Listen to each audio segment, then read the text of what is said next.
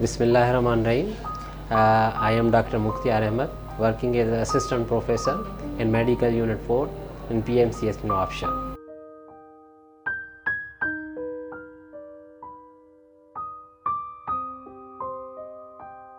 Sir, you said what is the association between the stress and the GERD. तो आपका सवाल ये है कि GERD और स्ट्रेस में जो है कैसे जो है कोरिलेशन है और इसको जो है हम कैसे जो है सही कर सकते हैं। तो मैं पहले तो GERD पे आ जाता हूँ कि GERD है क्या। GERD तो एक्चुअली जो है एक आंतों की जो है खुराक की नाली और मैदे की नाली में एक वाल होता है। वो वाल जब लूज़ हो जाता है तो उसमें से जो है मैदे की तेज़ाबियत में से जो तेज़ाबियत है वो वापस आना शुरू हो जाती है। तो फिर उसमें जो है हमें जो महसूसात होती है या पेशेंट को जो महसूस होती है तो वो जो है मेन तो जो हार्ट बर्न है, तेज़ाबियत है और खाने में जो दिक्कत होना, तो ये चीज़ें आ जाती हैं। मगर इसका रिलेशन GERD का स्ट्रेस के साथ तो हम ये कह सकते हैं कि अगर जो है एक तो GERD तो हो गया मगर इसको जो है पर्सिपिटेट करता है, मगर इन चीज़ों को बढ़ाता है। स्ट्रेस इन चीज़ों को बढ़ाता है क्योंकि स्ट्रेस में हमारी जो है एक सिंपैथेटिक हार्मोन्स जो है वो जो है बढ़ जाते हैं। उसकी वजह से सीक्रेशंस भी जो है हमारी ज़्यादा बढ़ जाती है, तो वो हमें जो है GERD को भी मज़ीद इजाफा करती है।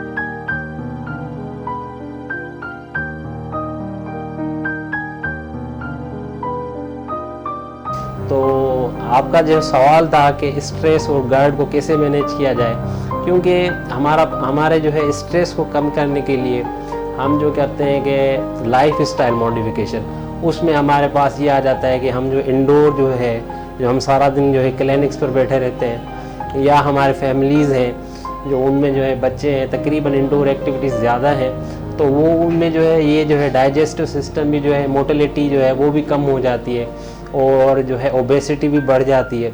तो इसलिए ये है कि मेरा एक मैसेज भी है कि उसको कम करने के लिए आप अपना लाइफ स्टाइल तब्दील करें।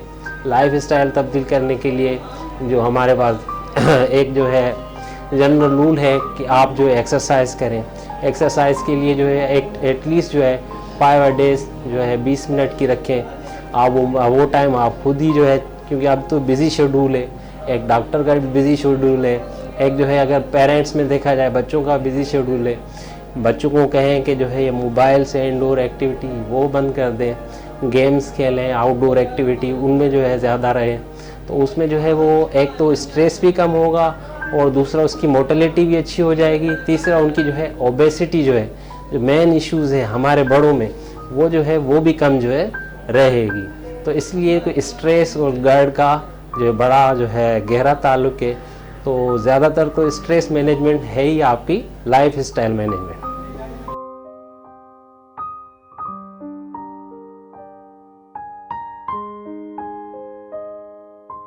असल में एक तो जो है स्ट्रेस रिलेटेड आपने कहा कि GERD पर जो है, और तो स्ट्रेस रिलेटेड तो काफ़ी चीज़ें हैं जो है जो इंसान के जो है जिस्म पर असरात पड़ते हैं। उसमें साइकोलॉजिकल है, जो है मेंटली है, फिज़िकली है, सारी चीज़ें जो है आपकी इम्पेक्ट पड़ती हैं। साइकोलॉजिकल स्ट्रेस का जो है मेनली जो है एंजाइटी है, डिप्रेशन है, ये सारी चीज़ें जो है आपको, और सोशल इश्यूज़ हैं। स्ट्रेस वाला बंदा जो है एक तो ओवर बर्डन हो जाता है मुआशरे के लिए, तो वो जो है एक तो उसमें जो है डिसीजन मेकिंग नहीं होता, तो वो अपने आप को जो है हमेशा गिल्ट में रहता है। तो ये चीज़ें हैं कि स्ट्रेस रिलेटेड GERD भी है, फिज़िकल इश्यूज़ भी है, फिज़िकल ट्रामा, मेंटली ट्रामा, तो ये सारे इश्यूज़ जो हैं स्ट्रेस रिलेटेड हैं।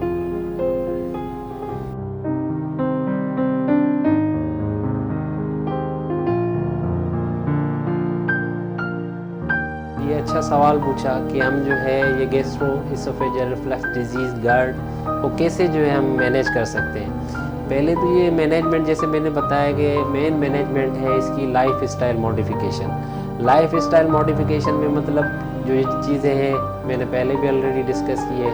मेन एक्सरसाइज है, आपका लंबे अरसे बैठना ये नहीं है, और खाना जो है आप जो खाएं वो जो है बिल्कुल मतलब ज़्यादातर जो है छोटे निवाले खाएं और पेट भर के ना खाएं।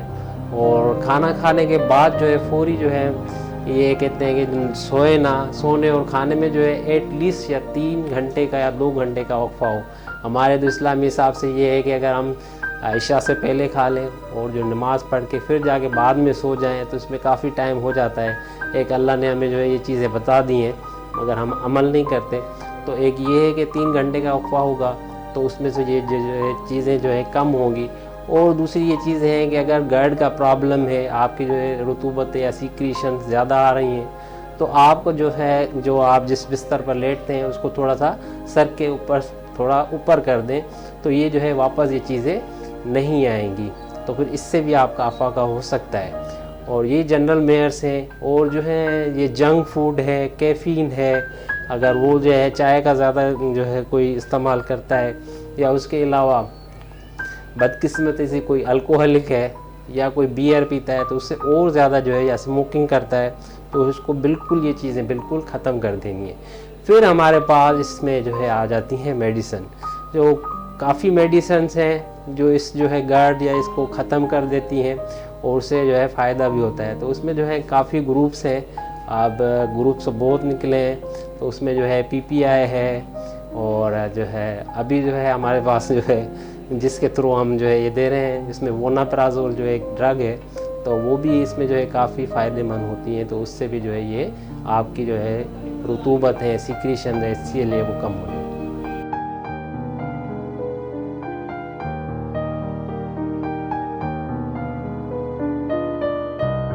मज़ीद बताने में ये है कि अगर खुदा न खास्ता कोई कहते हैं कि गर्ड अगर छोड़ दिया जाए, अगर इसकी ना इलाज किया जाए तो क्या हो सकता है, तो उसमें ये है कि अगर हम गर्ड को छोड़ देंगे तो उसके में ये है कि आगे चल के ये जो है खुराक की नाली सूज जाएगी। सूजने के बाद जो है इसमें जो है स्ट्रक्चर बन जाते हैं, मतलब ये सिकुड़ जाती है, फिर उसमें निकलने के चांसेस बहुत कम हो जाते हैं। खाना नहीं निकलता, पी नहीं सकता, कैंसर के भी चांसेस में जो है काफ़ी हो जाते हैं।